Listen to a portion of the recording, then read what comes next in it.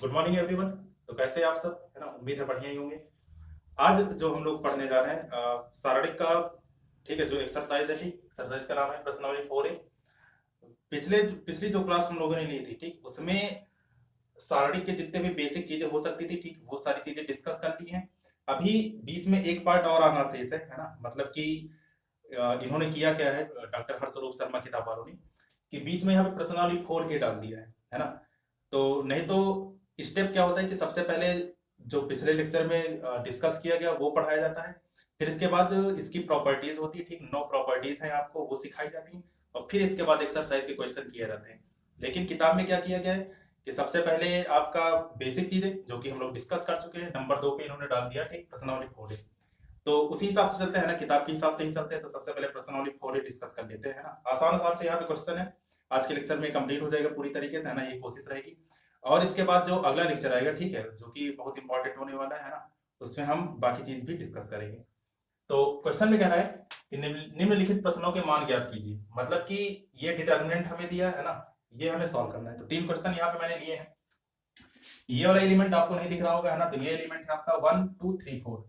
इसको सॉल्व करना है। तो 2 क्रॉस 2 ऑर्डर के डिटरमिनेंट सॉल्व करने के लिए मैंने बताया था कि इसका इससे मल्टीप्लाई लगाते हैं, तो 1 गुणे 4 कितना आया, 4 यहाँ पे माइनस, ठीक, नीचे से ऊपर जाने पर माइनस, 3 गुणे 2 कितना आया, 6 आया। तो 4 में से 6 गया, कितना बचा, -2, है ना। ये रहा पहले का आंसर। दूसरे में क्या करना है, दूसरे में भी यही करना है, इसका इससे मल्टीप्लाई लगाना। तो 2 इंटू -1 मतलब कि माइनस का 2, ठीक, माइनस नीचे से ऊपर जाने वाला माइनस, और एक माइनस यहाँ से पहले से है। तो 5 चौक 20, तो मतलब कि माइनस का 20 यहाँ पे। इसके बाद कितना हुआ यहाँ पे, -2, ये ब्रैकेट खुलने पे प्लस का 20, मतलब ये कितना आ गया हमारा, -18। ठीक, क्वेश्चन नंबर 3। अब देखो क्वेश्चन नंबर 3 है, यहाँ पे इसको हमें सॉल्व करना है, ठीक। तो इसके लिए करेंगे अब कि यहाँ पर ये जो आपका डिटरमिनेंट दिया, ठीक, सबसे पहले इसका ऑर्डर कितना है, 3 क्रॉस 3, ठीक, 3 क्रॉस 3 ऑर्डर का डिटरमिनेंट है। तो 3 क्रॉस 3 ऑर्डर के डिटरमिनेंट के लिए मैंने आपको एक साइन कन्वेंशन सिखाया है, मतलब कि चिन्ह कौन सा यूज करना है ना। उसको एक बार देख लेते हैं। तो ये मैंने आपको बताया था कि सबसे पहला ये प्लस माइनस प्लस होता है, ठीक है, प्लस माइनस प्लस। फिर दूसरा होता है माइनस प्लस माइनस, है ना, अल्टरनेट क्रम में, ठीक। इसके बाद फिर क्या आएगा, प्लस माइनस प्लस, ठीक, ये चीज बताई गई है आपको। ये वाला जो हिस्सा होता है ये आपका C1 मतलब कॉलम 1, सॉरी R1, है ना। ये वाला जो हिस्सा होता है ये आपका R1, ठीक, रो 1। ये आपका R2 रो 2, और ये आपका R3 कहलाता है ना। तथा ये वाला हिस्सा आपका कहलाता है C1, ठीक, ये वाला हिस्सा आपका कहलाता है C2, और ये वाला हिस्सा कहलाता है आपका C3, ठीक। ये सारी चीजें इसलिए सिखाई गई थी कि हमें मान लीजिए कि अपने क्वेश्चन के अनुसार जिस भी रो अथवा कॉलम से हमें इसका प्रसार करना है, ठीक है, उसके हिसाब से हम ये साइन कन्वेंशन यूज करेंगे, ठीक है, ये चिन्ह का तरीका हम लोग यूज करेंगे। अब यहाँ पे देखो, अच्छा ये चीज बताई क्यों जाती है। अब इसका फायदा आपको इस क्वेश्चन में देखने को मिलेगा है कि ये चीज यूज करने से ये चीज यहाँ कितना आसान हो जाएगा। सबसे पहला जो तरीका अभी तक आपको सिखाया गया है, आपको ये सिखाया गया है कि ऊपर से हमेशा किसी भी सारणी को खोलना सिखाया गया है, ठीक है। मतलब ऊपर से हम लोग इसका एक्सपेंशन करते हैं, इसका प्रसार करते हैं। तो ऊपर मतलब कि ये वाला R1 से हम लोग सीखें तो एक बार R1 से करेंगे, और बाकी इसकी मदद से कैसे करेंगे क्वेश्चन वो भी सीख बताएंगे यहाँ पे, है ना। तो अब यहाँ पे देखिए, तो सबसे पहले मैं इसका जो प्रसार कर रहा हूं मैं R1 से कर रहा हूं, है ना। तो यहाँ पे मैं लिख रहा हूं x पेंडिंग along R1। इसका मतलब हुआ R1 के अनुदिश प्रसार करने पर। R1 हमारा ये होता है, ठीक, ये हमारा R1 कहलाता है। तो देखो यहाँ पे मैं क्या लिखूंगा, 1, ठीक, 1 लिखने के बाद ये वाला आपका कॉलम और ये वाला रो आपका क्या हो गया, डिलीट हो गया, ठीक है। बचा क्या यहाँ पे, मैं इस तरीके से लिख रहा हूँ, है ना। बचा क्या यहाँ पे, 5901। तो यहाँ पे मैं लिख रहा हूँ 5901, ठीक। देखो प्लस से स्टार्ट किया था, अब क्या आएगा, माइनस आएगा। तो यहाँ पे लिखा मैंने माइनस, ठीक। यहाँ पे कितना है, 3 है, 3, ठीक, 3 लिखने के बाद ये मैंने खींच लिया यहाँ पे। तो ये वाला आपका रो और ये वाला कॉलम हो गया डिलीट। बचा क्या है यहाँ पे, 7921, 7921, ठीक। अच्छा, माइनस प्लस अगला, सॉरी प्लस माइनस अगला क्या होगा, प्लस। तो प्लस के बाद यहाँ कितना है, 7, ये लिख दिया मैंने 7, ठीक है, ये यहाँ पे लिख दिया। ये वाला कॉलम ये वाला रो आपका खत्म हो गया। तो 7520, यहाँ कितना बचा, 7520। सॉल्व करेंगे इसको तो 1, ठीक है, इसका इससे मल्टीप्लाई, तो 5 का नाम 5, ठीक। तो यहाँ पे लिखा मैंने 5, माइनस 0 से 9 का गुणा हो गया, कितना आ गया, 0, ठीक है। यहाँ पे -3, ये मैंने लिखा -3। 7 से 1 का गुणा, तो 7 का नाम 7, माइनस नीचे से ऊपर जाने में आपका माइनस, और 9 दूनी 18, तो आप लिख दिया 18, ठीक है, और प्लस यहाँ पे कितना आ गया 7, तो 7 से 0 में गुणा आपका 0, नीचे से ऊपर जाने पे माइनस, और 5 दूनी 10, ठीक, 5 दूनी 10, ये था आपका गुण। अब देखो इसको थोड़ा और सॉल्व कर लेता हूँ। तो जब मैं इसको सॉल्व करूँ तो देखो आएगा कितना यहाँ पे, तो ये हमारा आ गया 1 से 5 का गुणा हुआ, तो यहाँ पे आ गया 5, ठीक है। अब देखो 7 माइनस 11 कितना बचा, सॉरी 7 माइनस 18 कितना बचा, माइनस 11, माइनस माइनस प्लस, तो 11 दिया 33, तो यहाँ पे बच गया प्लस का 33।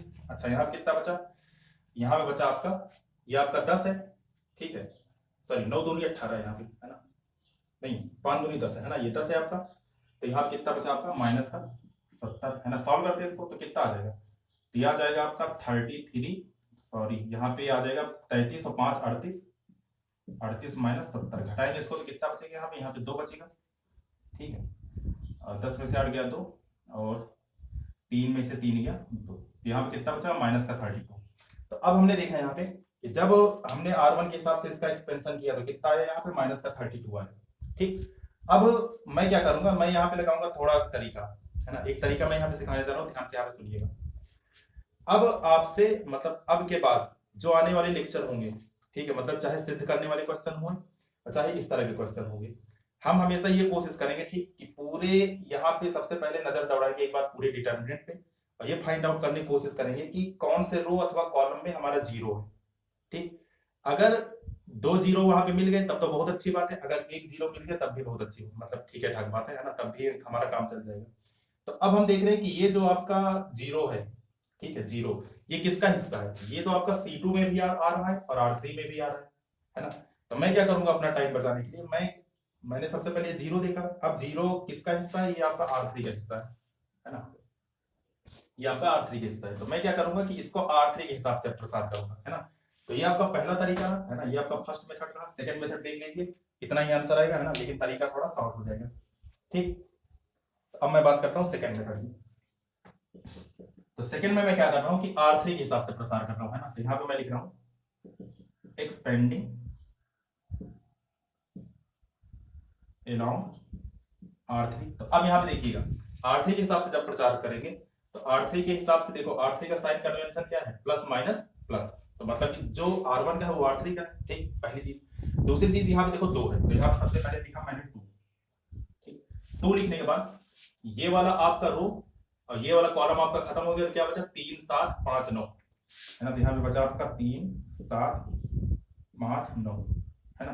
फिर क्या आएगा, फिर आएगा माइनस, ठीक। माइनस लिखने पे यहाँ पे जीरो है। अब यहाँ ध्यान से सुनना, जीरो लिखूंगा, यहाँ पे कुछ ब्रैकेट में लिखूंगा, ठीक। तो जीरो से गुणा होगी वो क्या हो जाएगा, खत्म हो जाएगा, जीरो ही रह जाएगा, मतलब इसकी कहानी खत्म, तो ये तो जीरो आना है, ठीक है। फिर इसके बाद क्या आएगा, प्लस माइनस, फिर अगला क्या है, प्लस है, ठीक। अगला क्या है, यहाँ पे प्लस है, तो प्लस लिखा मैंने। प्लस के बाद यहाँ पे कितना है 1, 1 लिखने के बाद ये लगाया मैंने, ये सारणी का निशान, ये वाला आपका रो और ये वाला कॉलम, ठीक, ध्यान से देखिएगा, ये वाला रो और ये वाला कॉलम आपका खत्म हो गया, क्या बचा 1 3 7 5, तो यहाँ पे बच गया 1 3 7 और 5, ठीक। इसको सॉल्व कर लेंगे, देखना आंसर इसका आ जाएगा, तो 2, ठीक, 9 3 27 माइनस 5 7 35, ठीक, ये आपका जीरो, तो मतलब इसका काम खत्म, प्लस 1 5 माइनस 7 3 21, है ना। इसको सॉल्व कर लेता हूं, तो देखो 27 माइनस 35 मतलब माइनस 8, और माइनस 8 गुणे 2 मतलब माइनस 16, और यहाँ पे 5 माइनस 21 मतलब माइनस 16 गुणे कितना है माइनस 16, तो माइनस 16 और माइनस 16 कितना है माइनस 32। तो आप देख सकते हैं ना कि ये वाला जो तरीका रहा ये थोड़ा ज्यादा आसान पड़ा, क्योंकि एक जीरो की मदद से हमें कैलकुलेशन थोड़ी कम करनी पड़ी। अगर ये 2 जीरो हो जाता तो क्वेश्चन और आसानी से हो जाता। तो अब हम लोग अपना नजरिया चेंज करेंगे, ठीक। अब हमें अगर कहीं भी क्वेश्चन में अगर इसको सॉल्व करने की जरूरत होगी 3x3 ऑर्डर के डिटरमिनेंट में, तो हम लोग सबसे पहले नजर दौड़ाएंगे कि जीरो कहाँ पे है। जहां पे जीरो हमें दिखेगा और उसी रो अथवा उसी कॉलम के हिसाब से क्वेश्चन को हम लोग क्या करेंगे, एक्सपेंड करेंगे, ठीक। क्लियर है, चलो बात करते हैं अगले क्वेश्चन की। क्वेश्चन नंबर 4 में देखो 1 0 यहाँ पे दिया गया है, अब हम लोग यही अप्रोच अपनाएंगे वहां पे, ठीक है। क्वेश्चन नंबर 4, तो क्वेश्चन नंबर 4 में यहाँ पे दे रखा है कि 4 3 1 है ना 0 2 2, 4 3 1 0 2 2, और यहाँ दे रखा आपका 1 3 2। ठीक, अब जरा देखो जीरो कहाँ पे है। जीरो आपका एक तो अगर मैं ये कहूं, अगर इधर से आप देख रहे हो तो आप कहेंगे C1 में है। ठीक, अगर इधर से आप देख रहे हो तो आप कहोगे किसमें, R2 में, है ना। तो चाहे आप C1 से खोल दो चाहे R2 से खोल दो, बात एक ही पड़ी।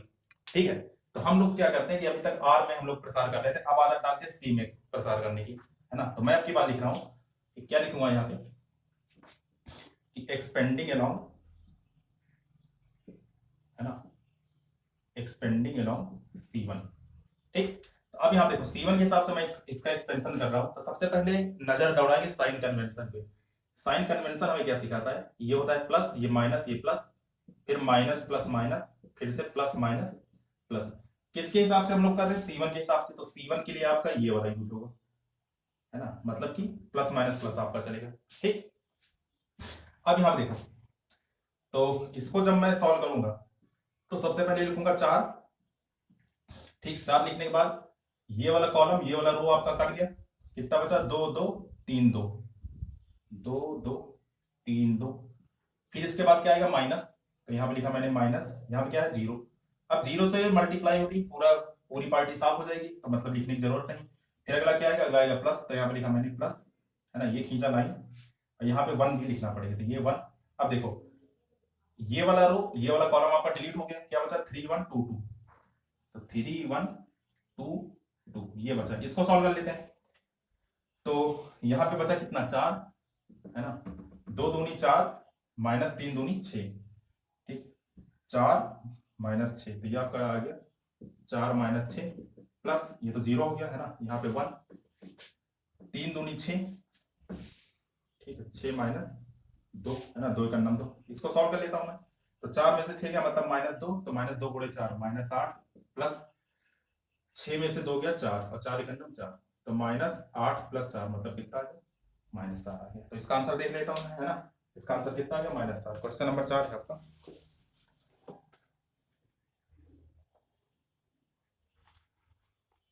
ठीक, एकदम सही आंसर है ना, माइनस 4। अब इसके बाद देखो question number 5, question number 6, question number 6। अच्छा 6 में यहाँ पे 2 पार्ट है। ठीक, इसको भी देख लेते हैं, आसान आसान क्वेश्चन है। तो क्वेश्चन नंबर 5 मेरे ख्याल से बताने की जरूरत नहीं है इसमें, है ना। तो यहाँ पे अगर आप नजर दौड़ाएं तो यहाँ पे लिखा sec x tan x और tan x into sec x, तो इसका जब मल्टीप्लाई होगा, है ना, इधर से इधर मल्टीप्लाई होगा तो ये आ जाएगा आपका sec स्क्वायर x। ठीक, नीचे से ऊपर मल्टीप्लाई होगा, आ जाएगा आपका tan स्क्वायर x। तो sec square theta minus tan square theta बराबर 1 के वहां पे लग जाएगा।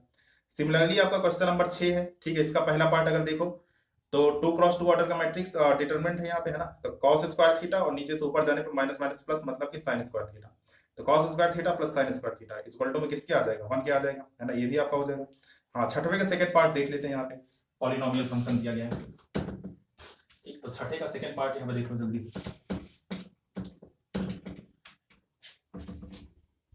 ना, क्वेश्चन नंबर 6 का 2 पार्ट।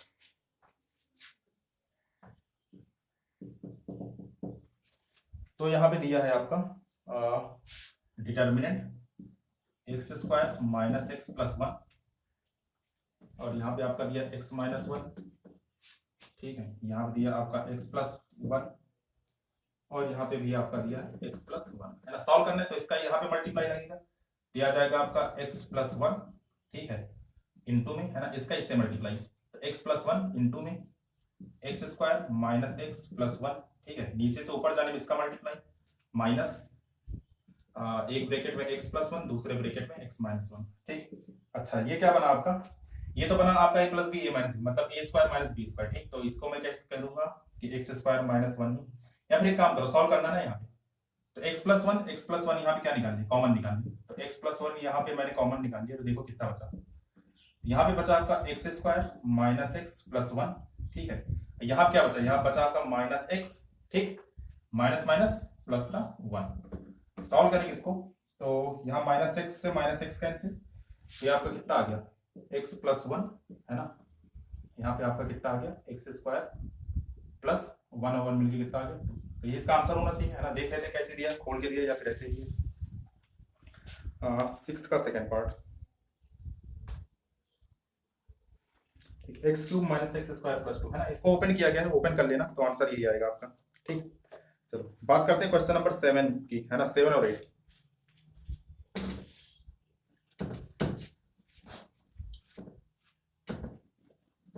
क्वेश्चन नंबर 7,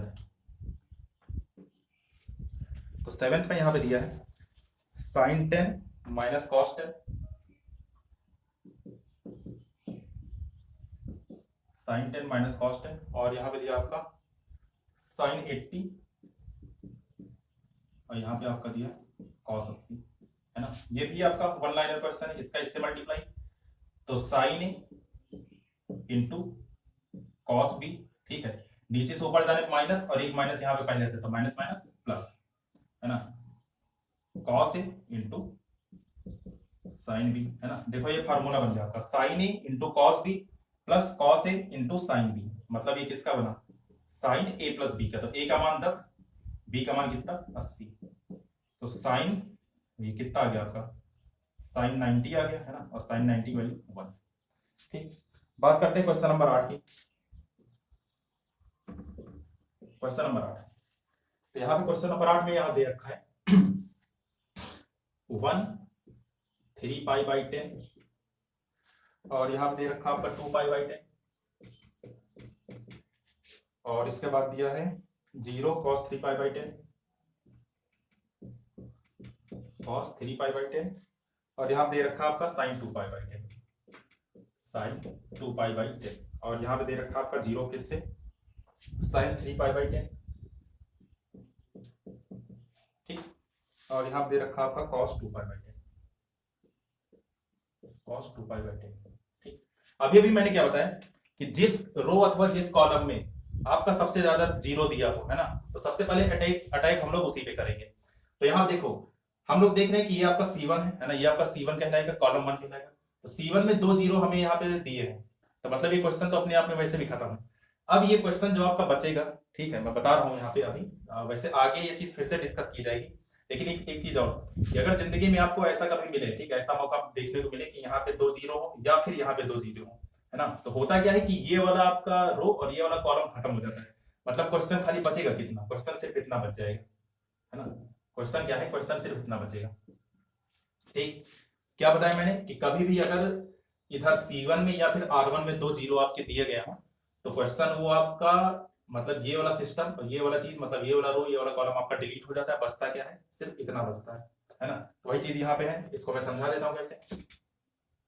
अब यहाँ पे देखिएगा क्वेश्चन में ये आपका दे रखा है, ठीक, तो मैं क्या करूंगा, मैं सीधे ये लिखूंगा कि एक्सपेंडिंग अलॉन्ग, मुझे इसका मान निकालना है, तो मैं इधर से ना जाकर इधर से करूंगा, है ना, क्योंकि मुझे यहाँ पे 2 0 दिख रहे हैं। तो मैं यहाँ पे क्या लिखूंगा, एक्सपेंडिंग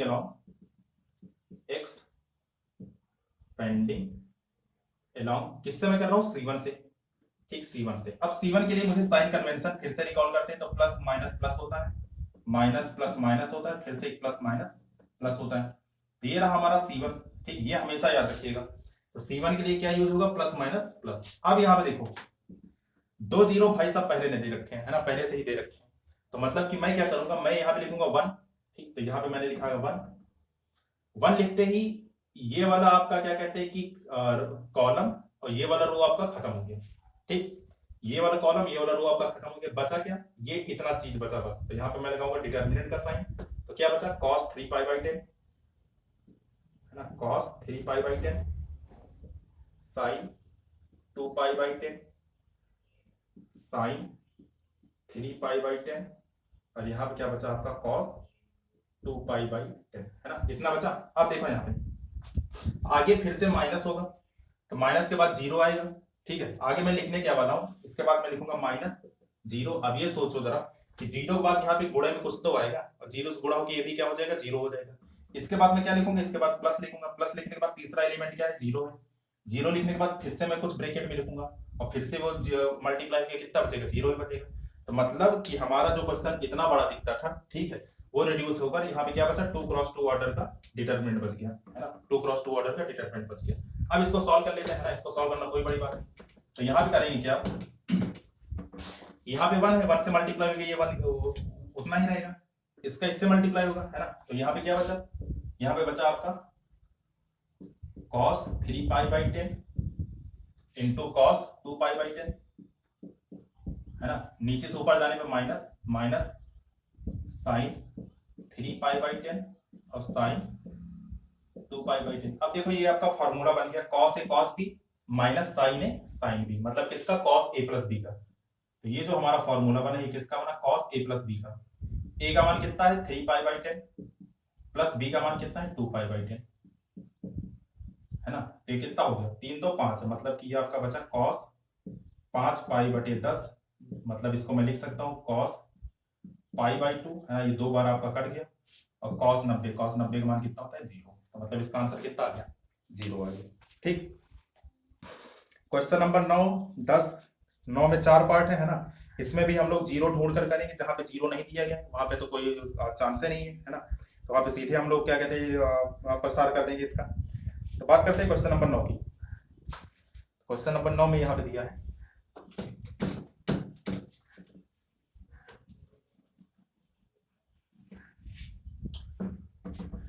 ठीक, 9 का फर्स्ट पार्ट क्वेश्चन में दे रखा है यहाँ पे 3 - 1 - 2, 3 - 1 - 2 0 0 -1, फिर इसके बाद यहाँ पे दिया है 3 - 5 और यहाँ पे 0। ठीक, अब देखो यहाँ पे सबसे ज्यादा जीरो कहाँ पे दिए हैं, सबसे ज्यादा जीरो आपका दिया है इसमें, ठीक, यहाँ पे। और ये आपका क्या है, ये आपका है R2 ना, ये रो 1 रो 2 और ये रो 3। ठीक, तो मैंने ये कहा कि जिसमें सबसे ज्यादा जीरो उसी के अकॉर्डिंग हम लोग क्या करेंगे, क्वेश्चन का प्रसार करेंगे। तो यहाँ पे किसमें सबसे ज्यादा जीरो, R2 में, तो हम लोग क्या लिखने वाले हैं, हम लोग लिखने वाले हैं एक्सपेंडिंग अलोंग R2,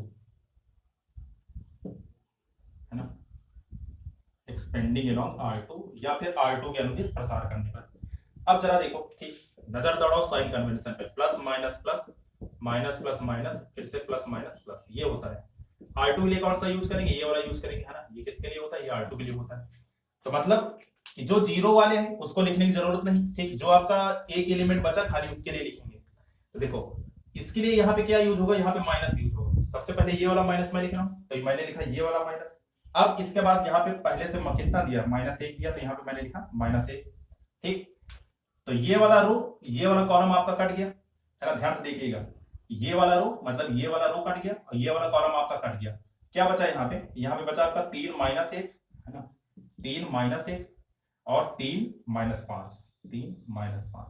ठीक, बाकी क्यों नहीं लिखा, क्योंकि बाकी दो तो जीरो हो गए, है ना, लिखने का कोई फायदा नहीं। अब क्या होगा, माइनस माइनस प्लस हो जाएगा, एक से गुणा होकर इतना ही बचेगा, मतलब कि इसको जब मैं खोलूंगा तो इसका इससे मल्टीप्लाई होगा, तो 3 × -5 मतलब कितना बचा -15। ठीक, और नीचे से ऊपर जाने पर माइनस, यहाँ पे माइनस 3 का नम 3 और यहाँ पहले से माइनस, तो मतलब कि -3, तो -15 और माइनस माइनस प्लस का 3, कितना आ गया यहाँ पे -12। ठीक, तो हमने क्या देखा कि जहां पे जीरो है, ठीक है, वहां पे जीरो का फायदा हम लोग उठाते हैं ना, तो यहाँ पे एक लाइन में क्वेश्चन हम लोग सॉल्व कर लेते हैं, है ना। अगर इसको वही नॉर्मल तरीके से सॉल्व करते तो हमें पूरा लिखना पड़ता, लेकिन आंसर आपका सेम ही रहता, आंसर में कोई चेंजेस नहीं होते। 9 का सेकंड पार्ट उम्मीद है आपसे हो जाएगा, ठीक है। इसको किसी भी, क्योंकि यहाँ पे कोई भी जीरो नहीं दिया गया है ना, किसी भी रो अथवा कॉलम में जीरो नहीं दिया गया, तो आपका जहां से मन करे R1 C1 C2, है ना, R3, जहां से भी मन करे वहां से ही इसको क्या कहते हैं खोल देना, आपका आंसर आ जाएगा। इसी प्रकार क्वेश्चन नंबर 3, क्वेश्चन नंबर 4, है ना, ये भी उम्मीद है आपसे हो जाएंगे। ठीक, बात करते हैं क्वेश्चन नंबर 10 की, क्योंकि इसमें कोई दमदार क्वेश्चन तो मुझे दिख नहीं रहा है, 9 वाले सब सेम ही है ना, ये लोग आप लोग कर लीजिएगा। कौन सा क्वेश्चन नंबर 10,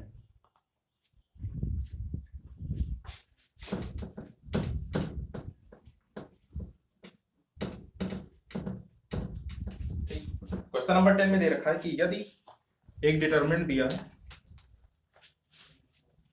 क्वेश्चन नंबर 10 में कहा है कि यदि 3 1 -4 3 2 5 और 1 -1 3 बराबर दिया 49 की, है ना। और क्वेश्चन वाला हमसे पूछ रहा है कि आप लोग 6 3 16 6 6 20 और 2 - 3 12 2 - 3 12, ये बराबर कितना होगा, है ना। क्वेश्चन वाला ये हमसे पूछ रहा है। ठीक, अब देखो यहाँ पे ये जो डिटरमिनेंट है ना, क्वेश्चन वाला ये कह रहा है कि ये जो डिटरमिनेंट है ये 49 के बराबर है, तो बताओ कि ये डिटरमिनेंट की वैल्यू क्या होगी। तो सबसे पहले देखते हैं कि इसमें, है ना, इस वाले डिटरमिनेंट में और इस वाले डिटरमिनेंट में क्या रिलेशन है ना, कुछ ना कुछ रिलेशन होगा यहाँ पे। तो अगर हम नजर दौड़ाएं, है ना, तो हम लोग देख रहे हैं यहाँ C1 में, ठीक, C1 में अगर यहाँ पे देखो तो कॉमन क्या मिल रहा है ना, C1 में देखो तो 2 कॉमन मिल रहा है। अच्छा, अगर 2 हम बाहर निकाल ले C1 से तो बचेगा क्या हमारा यहाँ पे। ठीक, अगर C1 से मैं 2 बाहर निकालता हूँ तो ये आपका C1 रहा, है ना। मैं खाली C1 से 2 बाहर निकालता हूँ, तो C1 से जब 2 कॉमन लेंगे, ठीक, तो यहाँ पे 2 कॉमन लूंगा तो यहाँ पे क्या बचेगा, यहाँ बचेगा आपका 3, ठीक है, यहाँ बचेगा 3 और यहाँ बचेगा 1। ठीक, अच्छा, इसी प्रकार अगर मैं C2, है ना, ये रहा आपका C2 में देखो क्या कॉमन है, C2 में आपका 3 कॉमन है ना, C2 में आपका क्या कॉमन है, C2 में 3 कॉमन। तो अगर मैं यहाँ से 3 कॉमन लूं तो 3 कॉमन लेने पे यहाँ क्या बचेगा, यहाँ बचेगा 1, है ना, 3 का 3, यहाँ बचेगा 2 और यहाँ बचेगा कितना, -1। ठीक, अच्छा, इसी प्रकार C3 में अगर हम देखें, है ना, ये रहा आपका C3, तो C3 में हमारा क्या कॉमन है, C3 में हमारा कॉमन है, हर जगह यहाँ पे कॉमन आ रहा है 4। ठीक, तो 4 अगर कॉमन लूंगा मैं यहाँ पे तो यहाँ बचेगा 4 चौक 16, यहाँ बचेगा 4 पंचे 20 और यहाँ बचेगा कितना, 4 के 12। ठीक है, ये माइनस है क्या, हाँ, क्वेश्चन में यहाँ पे -16 है। ठीक, तो ये आपका बचेगा। तो अब यहाँ पे कॉमन देखो कि हमने जब यहाँ से C1 से 2 कॉमन लिया, C3 से 3 कॉमन लिया और C1 से 2, C2 से क्या कहते हैं 3 और C3 से हमने 4 कॉमन लिया, तो हमारा ये जो मैट्रिक्स है ये इसी के बराबर आ गया। तो सबसे पहले हम करेंगे क्या कि C1, C2 और C3 से जो भी कॉमन है इसको बाहर खींचते हैं, है ना। अब यहाँ पे एक चीज ध्यान दीजिएगा कि जो हमारा कॉमन होना चाहिए वो C1 के हर एक एलिमेंट में होना चाहिए, जो भी हम कॉमन निकाले। जैसे यहाँ पे 2 हमने कॉमन निकाला तो देखा यहाँ पे C1 के हर एक एलिमेंट में 2 कॉमन है। ठीक, तो ऐसे ही चीज को हम लोग बाहर खींचेंगे। तो यहाँ पे मैं लिख रहा हूं, है ना, क्या लिखूंगा कि ठीक, ये है इसका हल, है ना, C1 से 2, ठीक, क्या हमने क्या कॉमन लिया, C1 से 2 कॉमन लिया, C2 में हर जगह क्या कॉमन है 3, C2 से 3 तथा C3 से, ठीक, C3 से 4 क्या करना है यहाँ पे कॉमन लेने पर, है ना। तो कॉमन जब हमने लिया तो देखो कितना बचा, हमारा जो बचा यहाँ पे। अब यहाँ पे कॉमन लिया ना तो यहाँ पे लिखना भी पड़ेगा। तो C1 से हमने क्या लिखा, 2 लिखा, C1 से 2 लिया था हमने, C2 से क्या लिया, C2 से हमने 3 लिया और C3 से हमने क्या लिया, 4 लिया, है ना। तो यहाँ पे मैंने मल्टीप्लाई लिख दिया। अब C1 से जब 2 कॉमन लिया तो यहाँ क्या बचा, 3 3 1, यहाँ पे C2 से, ठीक, C2 से 3 कॉमन लेने पे यहाँ क्या बचा, 1 2 -1। अच्छा, C3 से 4 कॉमन लेने पे यहाँ क्या बचा, -4, 4 पंचे 20 और 4 3 12। अब यहाँ जरा देखो ये जो मैट्रिक्स और ये जो डिटरमिनेंट बचा, ठीक, ये इसके बराबर है ना। देखो 3 1 -4, 3 2 5, 1 -1 3। अब इसकी वैल्यू कितनी दी रखी है, इसकी वैल्यू हमें दी है 49 की, मतलब इसकी जगह मैं क्या लिखूंगा, इसकी जगह लिखूंगा 49। तो मतलब हमारा बचा क्या, तो ये कितना बचा, 2 3 6 6 चौको 24। तो मतलब ये हमारा बच गया 24 गुणे यहाँ कितना आ गया, इसकी वैल्यू कितनी आ गई 49, है ना। पहाड़ा पढ़ लेते यहाँ पे। तो 24 नवैया आपका होता है 216, 216 का 6, ठीक, हासिल आया कितना 21 और 24 चौक 96, 96 97, 97 में 20 जोड़ेंगे तो कितना आ जाएगा 170। मतलब हमारा जो आंसर आएगा वो किसके बराबर आएगा, 1176 के। चेक कर लेते जरा। तो ये है आपका क्वेश्चन नंबर 10, है ना, 4A का क्वेश्चन नंबर 10 देख लेता हूं।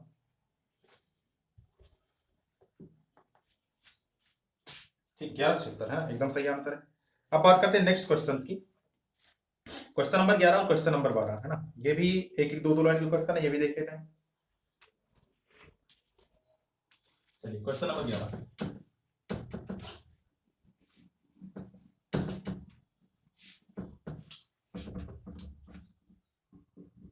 क्वेश्चन नंबर 11 में दे रखा है कि यदि a बराबर, है ना, यहां कहा गया है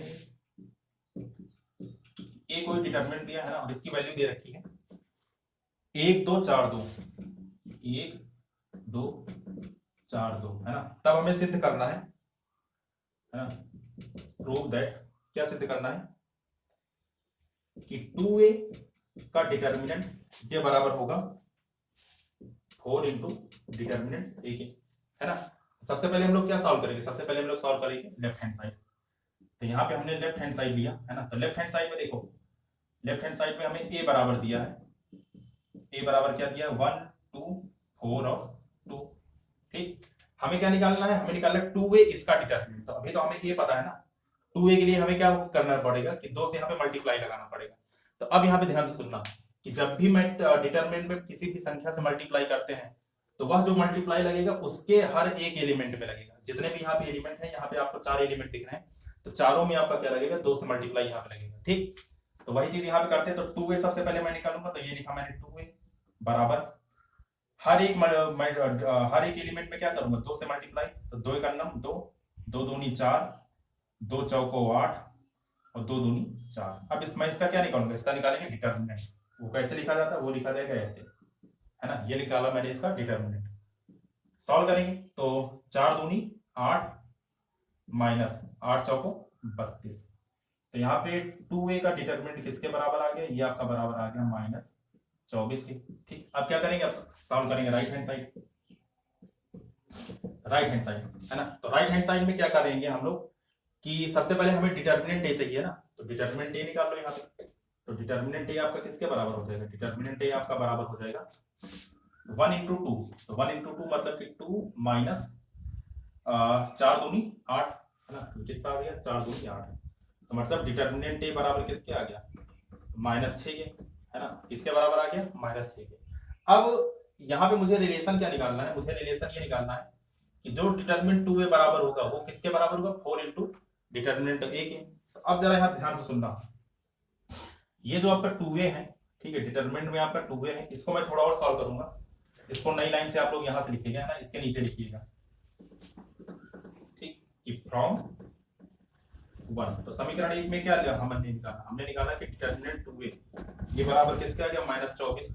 अच्छा, अगर मैं -24 को तोड़ना चाहूँ, है ना, -24 को क्या लिख सकता हूँ, इसको मैं लिख सकता हूँ माइनस का 6 गुणे 4, है ना, या फिर इसको ऐसे लिख लो, इसको मैं लिख सकता हूँ 4 गुणे -6, है ना, लिखा जा सकता है। अब ये -6, ठीक, -6 किसके इक्वल है, डिटर्मिनेंट ए के इक्वल है। तो मतलब इस -6 की जगह मैं क्या रखूंगा, डिटर्मिनेंट ए रखूंगा।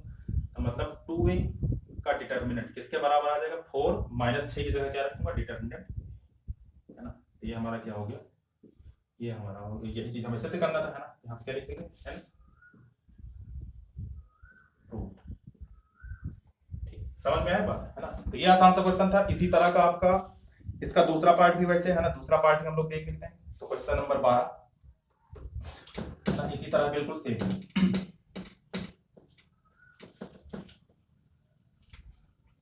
बात करते हैं क्वेश्चन नंबर 12 की। क्वेश्चन नंबर 12 में आपका दे रखा है कि यदि a बराबर, है ना, अब की बार a बराबर दिया है कि 1 0 1, ठीक है, 0 1 2 और यहां दे रखा है 0 0 4, है ना। तो, है ना, जो हमें सिद्ध करना है, क्या सिद्ध करना है कि 3a का डिटर्मिनेंट ये बराबर होगा 27 इंटू डिटर्मिनेंट ए, है ना। तो सबसे पहले मुझे इसका डिटरमिनेंट निकालना पड़ेगा, है ना। देखो यहाँ पे मुझे क्वेश्चन में क्या क्या चाहिए, 3a का डिटरमिनेंट चाहिए और डिटरमिनेंट a चाहिए, है ना। तो सबसे पहले यहाँ से 3a निकाल लेता हूँ मैं।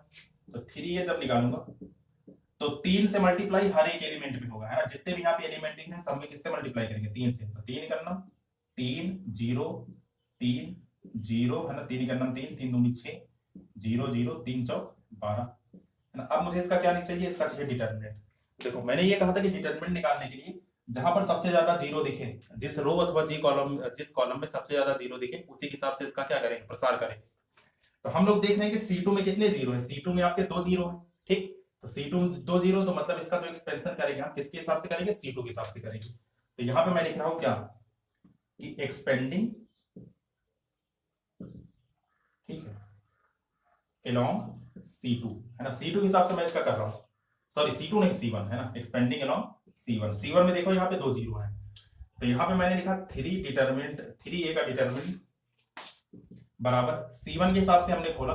तो C1 के लिए साइन कन्वेंशन हमें पता है, क्या पता है कि ये C1 के लिए जो होता है वो होता है प्लस माइनस प्लस, है ना, ये C1 के लिए चलता है। तो मतलब जो हम यहाँ पे लिखेंगे, यहाँ पे मैं लिखूंगा 3, ये वाला आपका कॉलम और ये वाला रो आपका खत्म, बचा क्या आपका 3 6 0 और 12।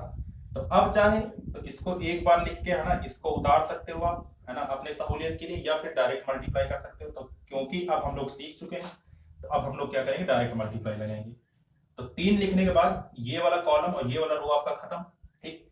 12 तियां 36, 12 तियां 36 माइनस नीचे से ऊपर जाने माइनस 6 इंटू 0 आपका कितना आ गया 0। तो मतलब ये आपका कितना आ गया 36 तियां कितना आ गया, ये आपका आ गया 108। तो मतलब 3a का डिटरमिनेंट किसके बराबर आ गया 108 के। ठीक है, ये निकालने की जरूरत नहीं क्योंकि ये बाकी एलिमेंट तो 0 हो चुके हैं ना, है ना। ये 3a का डिटरमिनेंट हमने निकाल लिया। अब क्वेश्चन में हमें क्या चाहिए, अब हमें क्वेश्चन में चाहिए डिटरमिनेंट, है ना। तो डिटरमिनेंट a भी निकाल लेते हैं, है ना। तो डिटरमिनेंट a के लिए मैं क्या करूंगा, फिर से किसके हिसाब से प्रसार करूंगा, ठीक। हम लोग किसके हिसाब से प्रसार करेंगे, c1 के हिसाब से। तो फिर से, है ना, यहाँ पे क्या लिखूंगा, फॉर डिटरमिनेंट a, है ना, एक्सपेंडिंग along किसके हिसाब से, c1 के हिसाब से। तो अब देखो यहाँ पे c1 के हिसाब से जब मैं इसको खोलूंगा तो यहाँ पे आपका कितना आ गया, यहाँ पे आपका आ गया डिटरमिनेंट a बराबर, है ना, क्योंकि यहाँ पे हम लोग क्या लिखेंगे, डिटरमिनेंट a 1 लिखा मैंने। 1 लिखने के बाद ये वाला आपका कॉलम, ये वाला रो आपका खत्म, ठीक है। ब्रैकेट में क्या बचा आपका 1 गुणे 4, तो 4 इकन्नू 4 माइनस नीचे से ऊपर जाने पे 0 माइनस 2 गुणे 0 कितना आ गया 0। सॉल्व किया इसको तो कितना आ गया 4, ठीक। अब इसमें और इसमें एक रिलेशन दिखा देंगे, कैसे दिखाएंगे, तो यहाँ पे मैं लिखूंगा इक्वेशन 1 और यहाँ पे मैंने लिखा, क्या लिखा कि फ्रॉम इक्वेशन 1। तो समीकरण 1 से क्या लिखा है, तो समीकरण 1 में आपका दिया है कि 3a का डिटरमिनेंट बराबर दिया आपका 108 के, है ना। मुझे इसके जैसा लाना है तो मुझे मतलब क्या करना पड़ेगा, 27 यहाँ पे लिखना पड़ेगा जानबूझ के, है ना। तो इसको मैंने लिखा 27 गुणे 4। वैसे भी 2700 को कितना होता है 108 होता है। 4 का मान किसके बराबर दिया है, डिटरमिनेंट a के बराबर। तो मतलब मैं यहाँ पे लिख सकता हूँ कि 3a का डिटरमिनेंट बराबर 27 इंटू 4 की जगह क्या लिखूंगा, क्योंकि 4 किसके बराबर है, डिटरमिनेंट a के। तो कितना आ गया डिटरमिनेंट a, है ना। ये हमें सिद्ध करना था, ये आपका क्या हो गया हेंस, ठीक।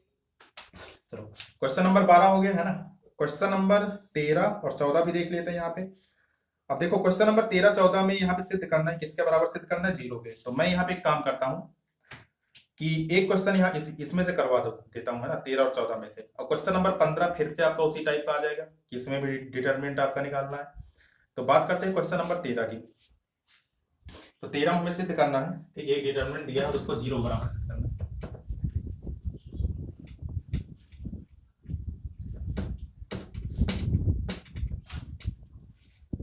क्वेश्चन नंबर 13, क्वेश्चन नंबर 13 में हमें क्या सिद्ध करना है कि प्रूव दैट, है ना, एक डिटरमिनेंट दिया है 13 16 19 14 17 20 और यहाँ पे दिया है 15 18 21 बराबर ये सिद्ध करना है किसके 0 पे, है ना। तो यहाँ पे मैं उठाता हूँ लेफ्ट हैंड साइड। तो लेफ्ट हैंड साइड, है ना, लेफ्ट हैंड साइड में मैंने मान लिया, माना क्या, ये जो डिटरमिनेंट किसके बराबर है डेल्टा के, क्योंकि डिटरमिनेंट या तो डेल्टा से या फिर कैपिटल डी से प्रदर्शित किया जाता है। तो मैंने मान लिया कि ये डेल्टा बराबर आपका दिया है 13 16 19 14 17 20 15 18 21। सबसे आसान तरीका ये होगा कि जब हमें कुछ नहीं समझ में आ रहा है ना, तो क्या करें, इसका सीधे से एक्सपेंशन कर दें, मतलब सीधे से इसका प्रसार कर दें। जैसे इसका प्रसार करेंगे, है ना, कट पिट के आप लोग देखेंगे कि इसका आंसर 0 के बराबर ही आ जाएगा। लेकिन हम क्या यहाँ पे करते हैं कि एक चीज यहाँ पे मैं सोच रहा हूँ कि अगर आप नोटिस करें तो यहाँ पे एक पैटर्न इन्होंने दिया है ना। क्या पैटर्न दिया है कि 13 और 16 इसमें 3 का अंतर है, 16 और 19 इसमें भी कितने का अंतर है, 3 का अंतर है, ठीक। मतलब 13 3 16 और 16 3 19 होता है। इसी प्रकार यहाँ पर अगर आप नजर दौड़ाएं तो 14 3 17 17 3 20। इसी प्रकार यहाँ पे नजर दौड़ाएं तो 15 3 18 18 3 21। मतलब कि हम ये देख रहे हैं कि जैसे जैसे हम C1 C2 और C3 में जा रहे हैं, वैसे वैसे यहाँ पे 3 3 का गैप आपका बराबर दिया है ना, कि यहाँ भी 3 का गैप दिया, यहाँ भी 3 का गैप दिया। अब हम क्या करेंगे कि एक यहाँ पे प्रॉपर्टी का यूज करेंगे। वैसे ये क्वेश्चन आपका देना चाहिए था, ठीक है, ये क्वेश्चन आपका देना चाहिए था आगे के एक्सरसाइज में, क्योंकि यहाँ पे एक हम लोग प्रॉपर्टी का यूज करेंगे जो कि मैं अगले लेक्चर में आपको सिखाने वाला हूँ। ठीक, क्या यूज करेंगे यहाँ पे कि मैं एक काम करता हूँ, है ना, क्या काम करता हूँ यहाँ पे कि इसमें से, ठीक है, मतलब C1 में, ठीक, मैं करने क्या जा रहा हूँ यहाँ पे ध्यान देना कि मैं ऑपरेट करने जा रहा हूँ C1 में, है ना। C1 में मैंने क्या ऑपरेशन किया, C1 मतलब भी, है ना, इसमें मैंने ऑपरेशन किया, ठीक है, या फिर इसको ऐसे लिखो, है ना, C1 नहीं, यहाँ पे कर लो C2। मैंने C2 में ऑपरेशन किया क्योंकि माइनस का वहां पे लफड़ा फंस जाएगा, है ना, इसलिए वैसे कर सकते हैं वहां भी, लेकिन मैं C2 में जानबूझ के कर रहा हूँ। तो C2 में मैंने क्या किया कि C2 में से C1 को घटा दिया, मतलब कि इस C2 में, है ना, मैंने ऑपरेशन किया कि C2 में ये C1 वाली चीजें घटा दी, है ना, C2 माइनस C1 कर दिया। फायदा इसका क्या मिलेगा मुझे, फायदा ये मिलेगा कि 16 में से 13 घटाएंगे तो 3 बचेगा, इसी प्रकार 17 में से 14 घटाएंगे तो 3 बचेगा, इसी प्रकार 18 में से 15 घटाएंगे तो 3 बचेगा। ठीक, अच्छा, इसी प्रकार मैंने C3 में ऑपरेट किया, C3 में मैंने क्या ऑपरेट किया, C3 माइनस C2, ठीक, C3 में से C2 घटाया, ठीक, मैंने यहाँ पे C3 में से C2 घटा दिया। अब देखो इसका फायदा क्या मिलेगा, है ना, ध्यान से जरा देखिएगा। इसका फायदा ये मिलेगा कि जब मैं इसको सॉल्व करूंगा, ठीक, तो देखो ये कितना हो जाएगा, तो ये मैंने लिखा डेल्टा बराबर C1 में तो मैंने कुछ किया नहीं, तो C1 को जैसे वैसे उतार दूंगा, तो यहाँ पे लिखा 13, 14 और यहाँ पे क्या लिखा 15, ठीक। C2 में मैंने क्या किया, C2 माइनस C1, तो मतलब कि इसमें से ये घटाया है ना, C2 पहले, तो 16 में से 13 गया तो कितना बचा, यहाँ पे 3 बचा, 17 में से 14 गया तो कितना बचा, 3 बचा, 18 में से 15 गया तो कितना बचा, यहाँ पे 3 बचा, ठीक। इसी प्रकार C3 में मैंने ऑपरेशन किया, C3 में क्या ऑपरेशन किया, C3 माइनस C2, तो C3 आपका ये रहा और C2 आपका ये रहा, तो मतलब इसमें से ये चीज घटाया है ना, ये C3 में से ये C2 घटाया, तो 19 में से 16 घटाऊंगा तो कितना बचेगा 3, 20 में से 17 घटाएंगे तो कितना बचेगा 3, 21 में से 18 घटाएंगे तो कितना बचेगा 3, है ना, ये हमने कर लिया यहाँ पे। अब जरा यहाँ पे देखो ध्यान से कि ये जो हमारा C2 और C3 बना, है ना, ये जो हमारा C2 और ये जो हमारा C3 बना, ठीक, दोनों क्या है, इक्वल है ना, दोनों के यहाँ बराबर। देखो इसके भी हर एक एलिमेंट, C2 के हर एक एलिमेंट 3 है, 3 3 दिए हैं, और C3 के हर एक एलिमेंट 3 3 दिए हैं। तो एक प्रॉपर्टी होती है, ठीक है, अगली क्लास में ये मैं डिस्कस करूंगा कि अगर किसी भी डिटरमिनेंट में कोई भी रो अथवा कोई भी कॉलम, ठीक, किसी भी दो रो अथवा किसी भी दो कॉलम की अगर बात करें हम लोग, अगर वो आपस में इक्वल दिए हैं, ठीक, अगर वो आपस में इक्वल दिए हैं, तो वो जो डिटरमिनेंट होता है ना, वो डायरेक्टली किसके बराबर हो जाता है, 0 बराबर हो जाता है। मतलब बिना सॉल्व किए हम लोग ये कह सकते हैं कि अगर कोई भी डिटरमिनेंट आपका दिया है ना, उसमें भी कोई भी दो रो, दो पंक्ति, है ना, मतलब कि ये वाला मान लो कि इक्वल है, तो हम लोग क्या करेंगे, बिना, ठीक, बिना सॉल्व किए हम लोग बता देंगे कि इस प्रॉपर्टी से डिटरमिनेंट की वैल्यू क्या होगी, 0 हो गई, है ना। इसको सॉल्व करके भी देखेंगे तब भी हमारा 0 ही आने वाला है, ठीक, क्लियर ये चीज। तो मतलब कि हम यहाँ पे क्या देख रहे हैं कि C2 बराबर किसके है, C3 के, तो यहाँ पे मैं लिखूंगा कि सिंस C2 इक्वल है C3 के, है ना, देयरफॉर डेल्टा बराबर किसके आ जाएगा, 0 0 के, मतलब ये जो डिटरमिनेंट है इसकी वैल्यू किसके बराबर आ जाएगी, 0 के, है ना। तो ये हमारा प्रॉपर्टी होता है, ठीक, क्या प्रॉपर्टी होता है कि किसी भी दिए गए सारणी में अगर कोई भी दो पंक्ति अथवा दो स्तंभ सर्वसम है, मतलब बराबर है, ठीक है, तब वह क्या होगा, उसकी जो वैल्यू है वो 0 बराबर हो जाएगी, ठीक। तो यही हमें सिद्ध करना था, तो हमें क्या हो गया, ठीक, यही हमारा प्रूफ हो गया। तो अब यहाँ पे जरा ध्यान से देखना, ठीक, क्वेश्चन नंबर जो हमने यहाँ पे डिस्कस किया, क्वेश्चन नंबर 13, यहाँ पर तो हमें पैटर्न दिख गया, तब हमने बड़ी चालाकी से आंसर निकाल दिया, लेकिन जरूरी नहीं कि हर बार आपको ऐसा ही मिल जाए। जैसे कि क्वेश्चन नंबर 14 है आपका, जहां पर कुछ ना समझ में आए, ठीक, तो आपके पास एक ऑप्शन रहता है कि क्वेश्चन को खोल दो, ठीक, कहीं से भी क्वेश्चन को क्या कर देंगे, ओपन कर देंगे, तब हम उसको सॉल्व करेंगे तो हमारा आंसर निकल आएगा। तो इसी प्रकार आपका क्वेश्चन नंबर 14 है, इसमें मेरे ख्याल से कोई भी प्रॉपर्टी आपकी नहीं लगेगी, है ना, तो इसको आप लोग डायरेक्टली सॉल्व कीजिएगा, थोड़ा बहुत गुणा भाग करना पड़ेगा, लेकिन आंसर आपका 0 ही आना है यहाँ पे। सिमिलरली क्वेश्चन नंबर 15 है आपका, है ना, क्वेश्चन नंबर 15 में भी डिटरमिनेंट ए का मान निकालना है, ये भी आपसे हो जाना चाहिए। बात करते हैं क्वेश्चन नंबर 16 में। क्वेश्चन नंबर 16 में बहुत सारे पार्ट दिए, ठीक है, 6 पार्ट दिए, कोई भी मैं 1 2 पार्ट बता देता हूँ, और इसमें हमें करना क्या है, एक्स का मान निकालना है इक्वेट करके, है ना, बहुत ही आसान क्वेश्चन है ये भी। क्वेश्चन नंबर 16,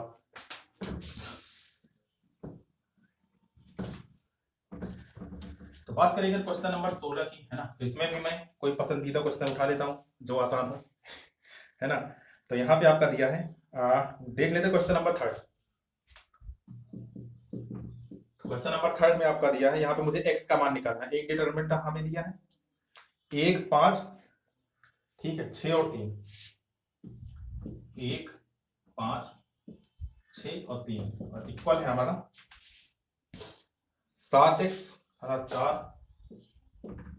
7x 4 और यहाँ पे 5 माइनस एक्स। क्वेश्चन वाला हमसे x का मान चाहता है, करें क्या, दोनों तरफ इसको ओपन कर दो, तो इसका मल्टीप्लाई यहाँ पे लगेगा, तो 3 का नाम 3 माइनस 6 पंचे 30 बराबर 7x इंटू माइनस एक्स, कितना आ जाएगा, माइनस का 7x स्क्वायर, ठीक। और नीचे से ऊपर जाने पे माइनस 5 चौक कितना हुआ, 20 हुआ। इसको सॉल्व कर लो, तो यहाँ पे कितना बचा, यहाँ बचा आपका माइनस 27 बराबर यहाँ पे कितना बचा, माइनस का 7x स्क्वायर माइनस का 20, सब जने की इधर ले आओ, तो यहाँ पे माइनस का 7x स्क्वायर इधर आएगा तो कितना आ जाएगा, 7x स्क्वायर प्लस का, और यहाँ पे प्लस का 20, या फिर एक काम करो इसको उधर ही रहने दो, यहाँ पे माइनस का 20, ठीक, और ये माइनस का 27 उधर गया तो कितना हो गया, प्लस का 27, तो मतलब कि 7x स्क्वायर बराबर 27 में से 20 गया, कितना बचा, 7, 7 से 7 कैंसिल, एक्स स्क्वायर बराबर आपका 1, तो मतलब x बराबर कितना आ गया आपका, प्लस माइनस 1, है ना। ऐसे यहाँ पे क्वेश्चन हमें करने हैं। तो एक क्वेश्चन और देख लेता हूं मैं, ठीक। वैसे सारे क्वेश्चन तो यहाँ एक ही जैसे हैं। तो क्वेश्चन नंबर 4 की बात करें, क्वेश्चन नंबर 4, तो क्वेश्चन नंबर 4 में हमें यहाँ पे दे रखा है 1, 4, 2, 6, 1, 4, 2 और 6, ठीक, बराबर में हमें दिया है, ये 2 है, 1, 4, 2, 6 बराबर में हमें दिया है x2 3x और 4, 3x और 4, है ना। इसको भी ओपन कर लो, तो 1 का गुणा 6 से लगेगा, तो यहाँ पे आ गया 6 माइनस 4 दूनी 8 बराबर, इसका मल्टीप्लाई यहाँ पे, तो 4x नीचे से ऊपर माइनस 3 दूनी 6x, ठीक है, 4x और माइनस 6x, ठीक है। यहाँ पे 6 माइनस 8 मतलब माइनस 2 बराबर 4 माइनस 6 मतलब कि माइनस का 2x, ये इससे कैंसिल, ये इससे कैंसिल, तो x की वैल्यू यहाँ कितनी आ गई, 1, ठीक। ऐसे ही करना है, आप लोग कर लीजिएगा। तो इस प्रकार क्वेश्चन नंबर प्रश्नावली 4 है यहीं पे समाप्त होती है, ठीक है। अगला जो लेक्चर होगा, है ना, उसमें हम बात करेंगे एलिमेंट्री प्रॉपर्टीज ऑफ डिटरमिनेंट्स की, है ना। तो वो लेक्चर आपका क्या कहते हैं, बहुत इंपॉर्टेंट है, क्योंकि उसी में समझ लो कि पूरे डिटरमिनेंट का यहाँ पे बेस रखा है ना। ये जिसका क्लियर हो गया, मतलब नेक्स्ट लेक्चर जिसको समझ में आ गया उसको समझ लो कि मैट्रिक्स और जो डिटरमिनेंट है उसका लगभग 60% हिस्सा उसको समझ में आ गया, ठीक। तो आज के लिए इतना ही, है ना। Thank you so much.